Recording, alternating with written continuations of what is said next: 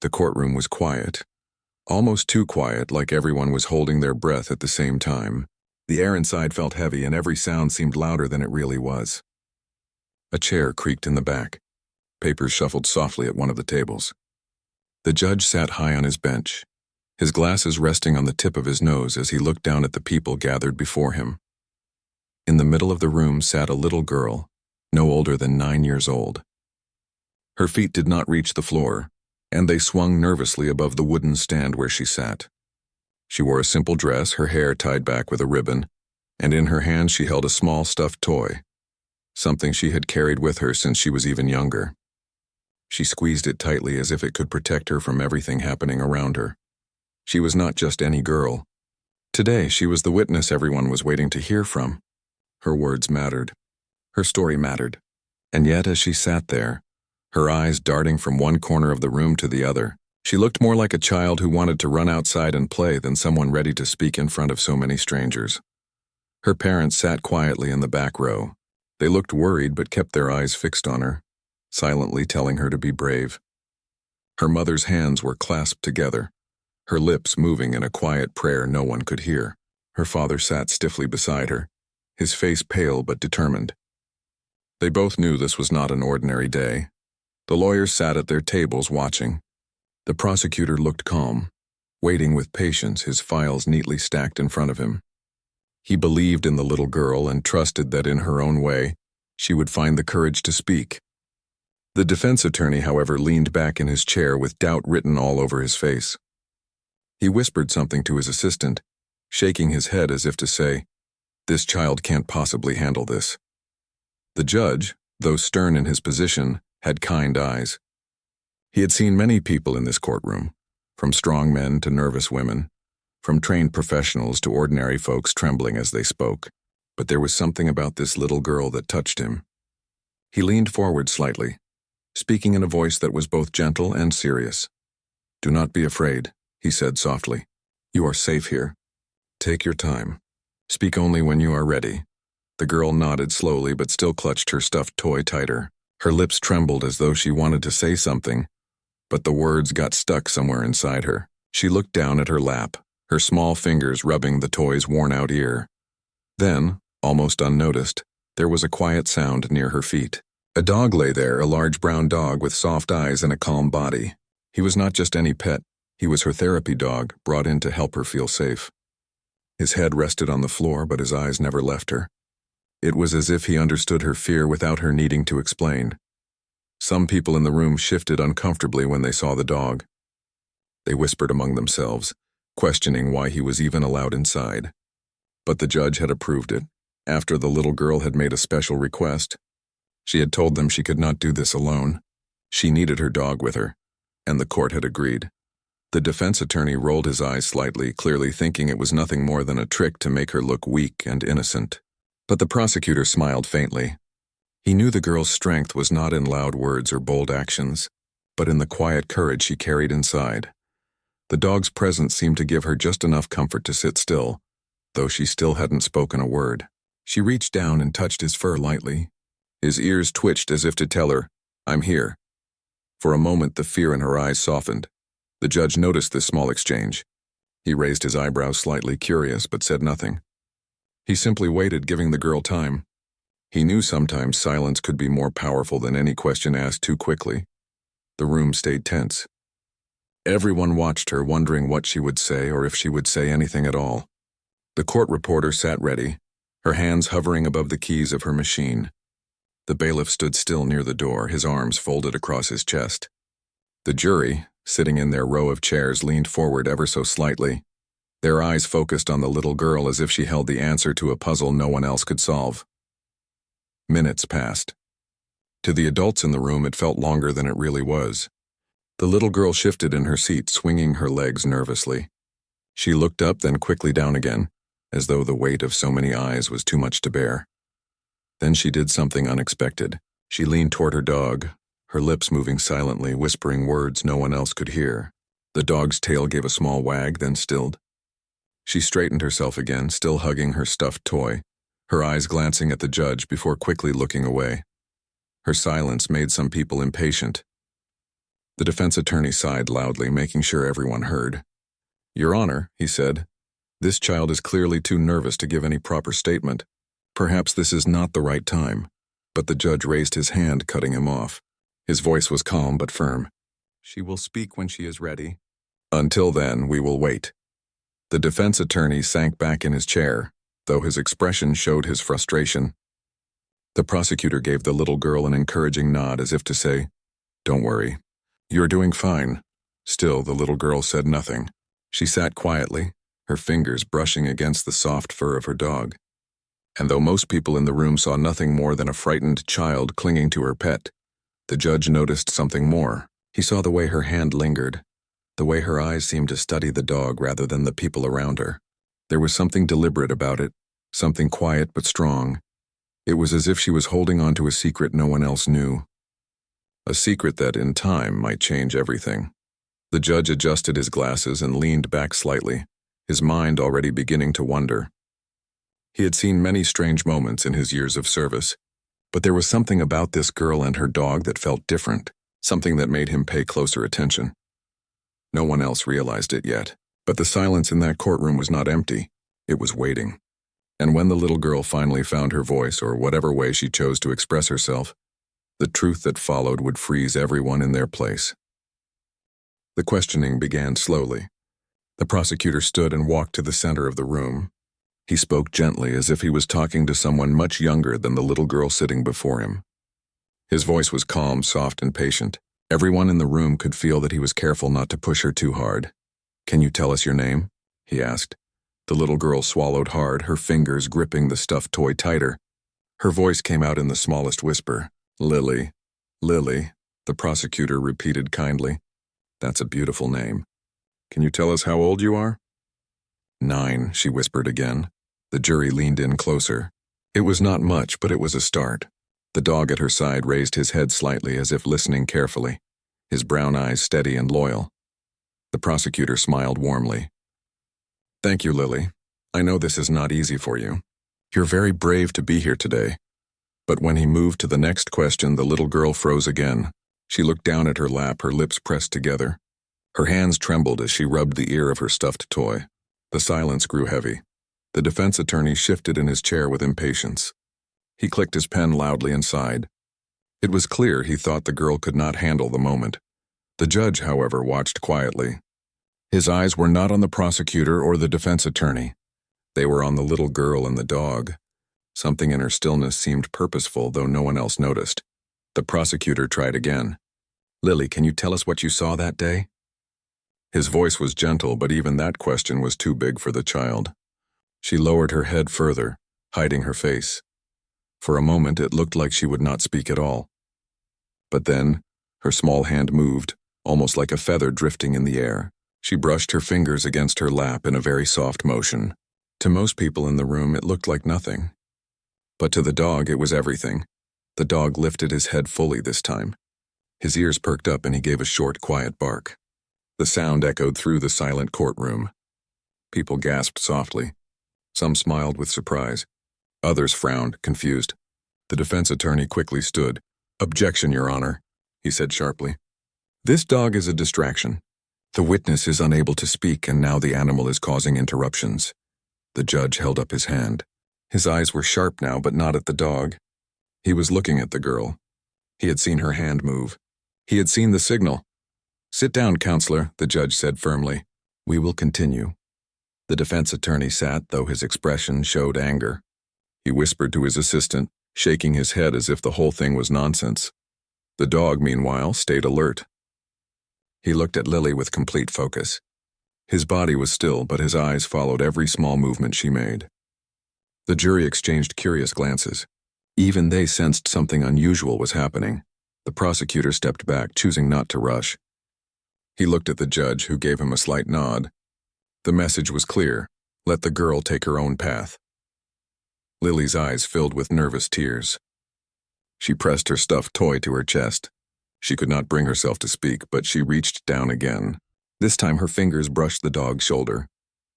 It was a tiny, deliberate gesture. The dog responded instantly. He stood up, walked a few steps forward, and then sat down again, facing the defense attorney's table. His tail was still, his eyes fixed. It was as if he knew exactly where he was supposed to look. Gasps filled the room once more. The defense attorney jumped up again. "This is ridiculous," he cried. "A dog cannot testify." "This is absurd, Your Honor." But again the judge raised his hand, his voice calm but strong. "Order in the court." "Sit down." The girl looked at her dog, her lips trembling. She whispered something so soft that only he seemed to hear. His ears twitched and he stayed completely still, his gaze locked. The judge leaned forward slightly. He was watching her every move now. He knew there was meaning in her signals. He had seen soldiers use silent commands before. They were precise, purposeful, and trained. This little girl was not simply patting her dog. She was communicating with him. The prosecutor turned back to Lily. "Is your dog helping you tell us what you're too scared to say out loud?" The little girl gave the smallest nod. Tears slipped down her cheeks, but her eyes were steady now. She touched her dog's back again, and the dog shifted slightly, his attention sharpening. The judge froze for a moment, his thoughts racing. He could see it clearly now. This girl was not helpless. She was using a system, a quiet language that only she and the dog understood. He realized the signals were not random. They carried meaning. The people in the courtroom still did not fully understand, but they felt something powerful was happening. The silence grew deeper, as if the whole room was waiting for the truth to show itself. The defense attorney laughed lightly, trying to break the tension. "Are we really going to let a child play games with a dog in a courtroom?" he asked sarcastically. But his words did not land the way he hoped. Instead, they sounded hollow, even cruel. The jury looked at him with disapproval. The prosecutor remained calm. The judge's expression hardened. Meanwhile, Lily sat straighter in her seat. She was still small, still afraid, but there was a quiet strength building inside her. With her dog by her side, she knew she could show the truth, even if she never spoke a word. The judge's heart softened as he watched her. He thought about all the times he had seen adults twist words in this courtroom. Yet here was a child too afraid to speak, but somehow finding another way to let the truth be known. And as her small hand moved once more, giving another silent command to her dog, the judge leaned back in his chair with a serious expression. He understood now that something far greater was about to be revealed. The room, still and watchful, waited for what would come next. The room felt different now. Everyone sensed it. It was no longer just a courtroom filled with people waiting for answers. It was like a stage where something unusual and powerful was taking place. The little girl sat in her chair, her stuffed toy still pressed tightly against her chest, her small fingers gripping its worn fur. Her eyes shimmered with tears, but behind the tears there was something else: determination. The dog at her side was no longer lying flat on the ground in a lazy posture. His body was alert, ears perked, eyes steady. Every quiet motion of the girl's hand seemed to guide him. And though most people in the courtroom thought it was only chance, the judge saw what others could not. He had noticed her hand gestures. They were small, deliberate, and filled with meaning. The prosecutor asked another question, his voice gentle. "Lily, do you remember what happened on the day everyone is asking about?" The little girl's lips trembled, but no sound came. Her throat tightened. Speaking those words felt impossible. She shook her head slightly and looked down. Then her fingers moved again. This time it was a soft tap against her lap, followed by a light wave of her hand. The dog reacted instantly. He gave a low, short bark, then turned his head and stared again at the defense attorney's table. His body stiffened as if he had been trained for moments just like this. The people in the room gasped again. Some of the jury members leaned forward, whispering softly among themselves. They could see this was not random. The dog was responding to her. The defense attorney shot up from his chair. "Your Honor, this is absurd. We cannot allow an animal to dictate the direction of this case. This is highly irregular." But the judge did not look at him. His eyes stayed on the girl. His heart was racing, though his face remained calm. He had seen this type of communication before. He remembered his own years of service, when hand signals were used in silence during difficult missions. He had taught recruits how to use them. And now, sitting in his courtroom, he was watching a 9-year-old girl use those very signals with her dog. The prosecutor did not interrupt. He simply waited. He could feel the truth was building in the air, though it was not coming in words. Lily's small shoulders rose and fell as she took a shaky breath. She still could not say the words out loud, but she reached down again, brushing her hand across her dog's back in another specific motion. The dog moved closer, pressing against her legs as if to shield her. He gave a soft whine and then sat tall, his eyes still locked across the room. The judge leaned forward, his voice quieter now, directed only at her. "Lily, is your dog showing us something important?" Her eyes lifted slowly. For the first time, she looked directly at the judge. Her lips parted, and in the faintest whisper she answered, "Yes." The room froze.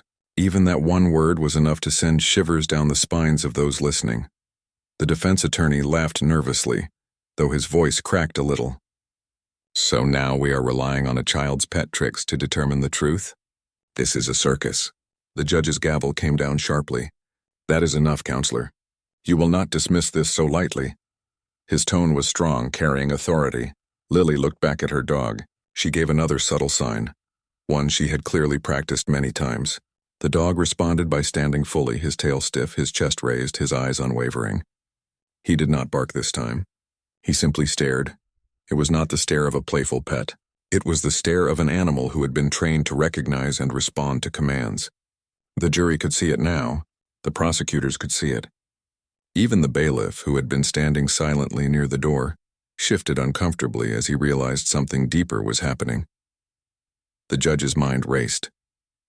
He recognized those gestures, military-style hand commands. He knew because he had once given the very same signs to trained dogs in the service, and the way this dog obeyed proved it was not a random coincidence. The girl was telling the truth even without words. The silence in the room grew heavy again, but this time it was not filled with doubt. It was filled with awe. People understood that the girl was finding her voice not with sound but with the help of her dog. The prosecutor stepped forward slightly. "Lily," he said softly, "you don't have to speak if it's too hard. You can use your signals. Your dog can help us understand." Her eyes widened. She looked at him, then at her parents sitting in the back. Her mother nodded quickly, her eyes wet with tears. Her father clenched his fists but nodded as well, urging her silently to go on. Lily turned back to her dog. Her small hand moved again, shaping another quiet signal.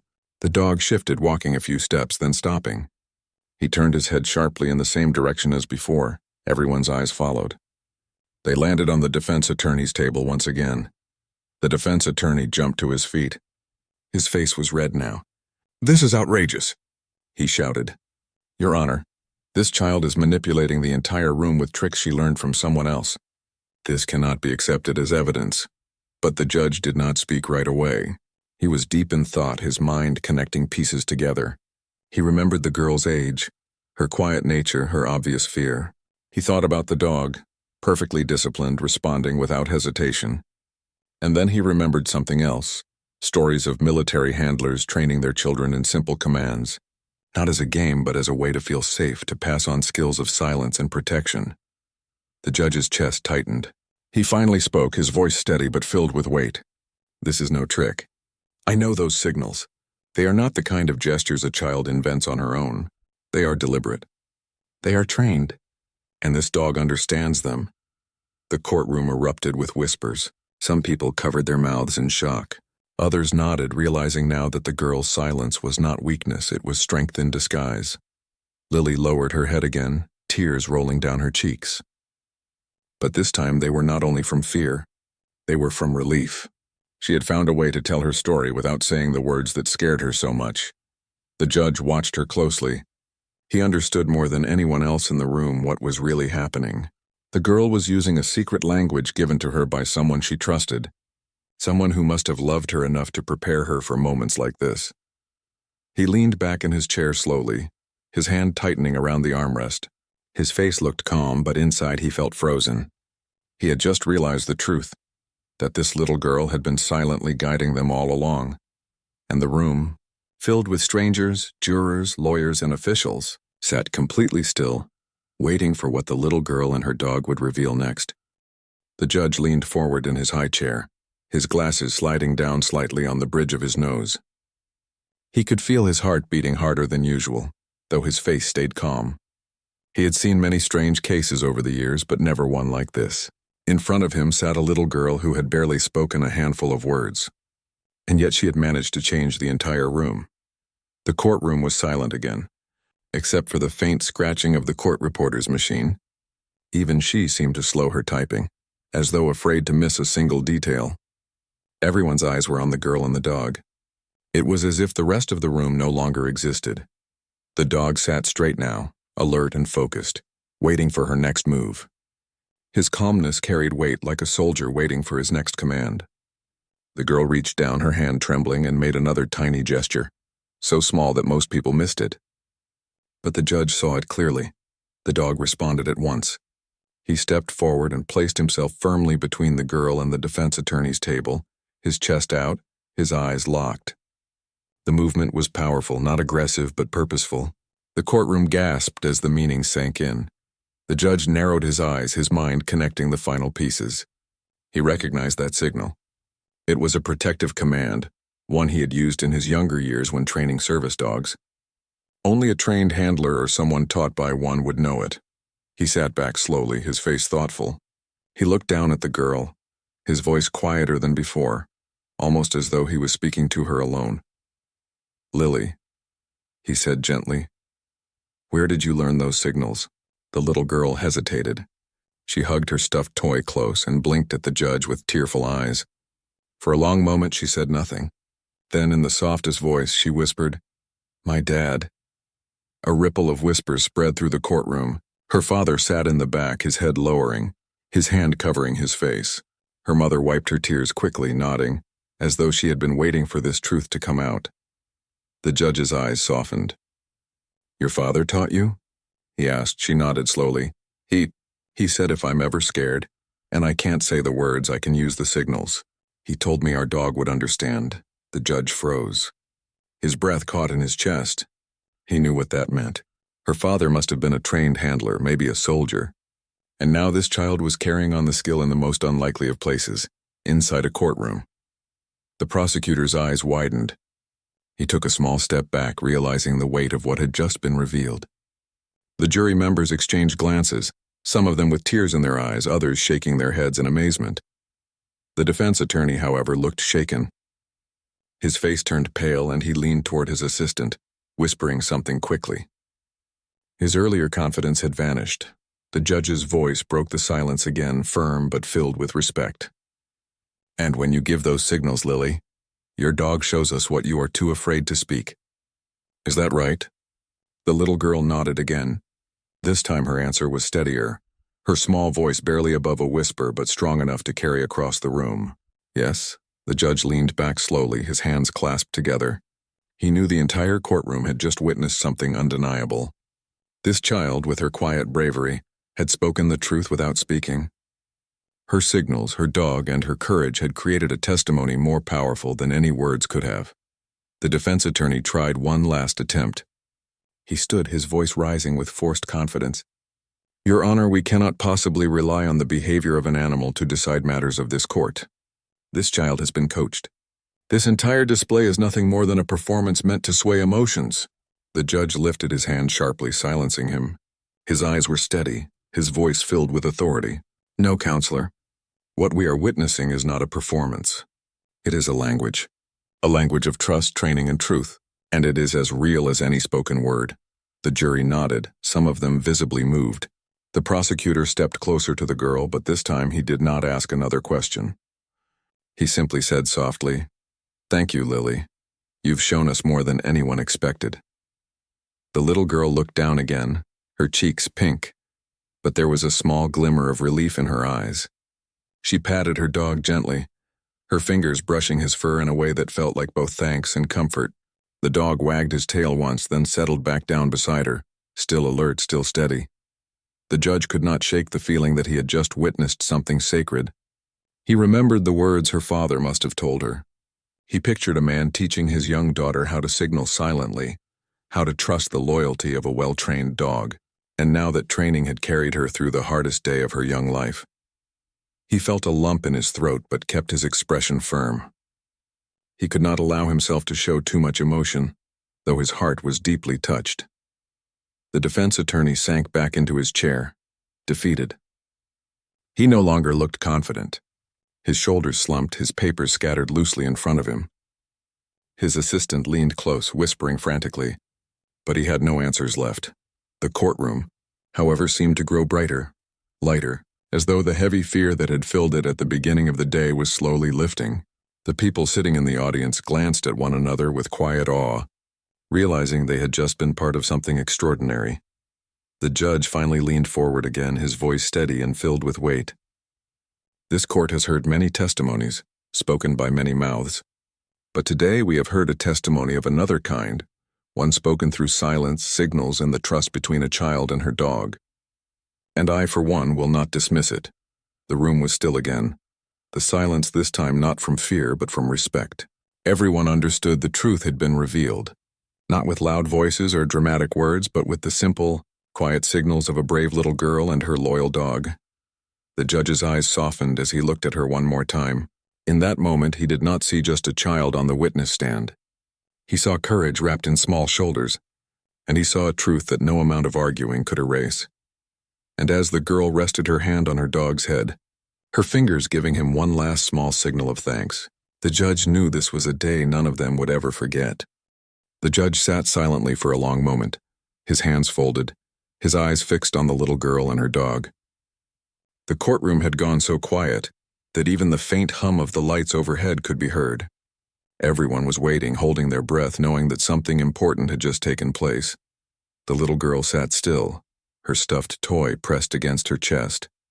Her eyes were wet, but her face carried a kind of calm now. She no longer looked like a child drowning in fear. She looked like someone who had found her way to be heard. The dog at her side rested but stayed alert, his chest rising and falling with steady breaths. He had done his job, and he seemed to know it. The judge leaned forward, adjusting his glasses. His voice was softer than before, though it carried the same weight of authority. "Lily," he said gently, "you have shown this court something remarkable. You have spoken the truth without needing to say all the words. That takes great courage." The girl blinked, a small tear sliding down her cheek. She gave the tiniest nod as if to say thank you, but her voice stayed quiet. The prosecutor smiled faintly, his hands resting on the table. He didn't need to push further. Everything had already been revealed. The jury sat in silence, some of them visibly moved, some of them wiping at their eyes. It was clear they had understood the truth in her actions. The defense attorney, however, sat stiffly in his chair. His face was pale, and his earlier confidence had completely disappeared. He tried to shuffle through his papers, but it was no use. The weight of what had happened pressed down on him.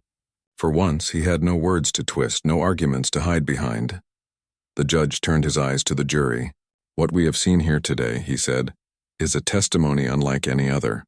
The witness has used the training passed on to her, and the loyalty of her companion to express what she could not say aloud, and this court accepts it as truth." The defense attorney opened his mouth as if to protest, but the judge raised his hand firmly. "No more objections. What we have witnessed is undeniable." The courtroom erupted in whispers. People leaned toward one another, shaking their heads in amazement. The story of what had just happened would spread beyond these walls because it was too extraordinary to keep contained. A little girl, too frightened to speak, had turned her silence into power. Lily looked down at her dog again.